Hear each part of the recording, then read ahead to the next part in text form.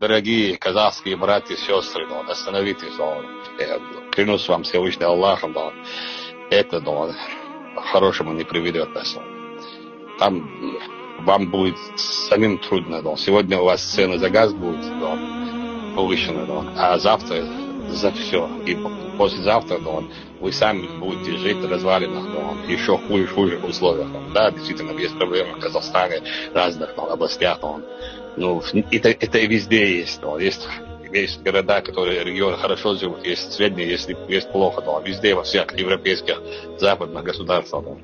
Поэтому вот сегодня вы дали почувствовать, что вы есть, Дон. Все, дальше продолжать ситуацию, Дон.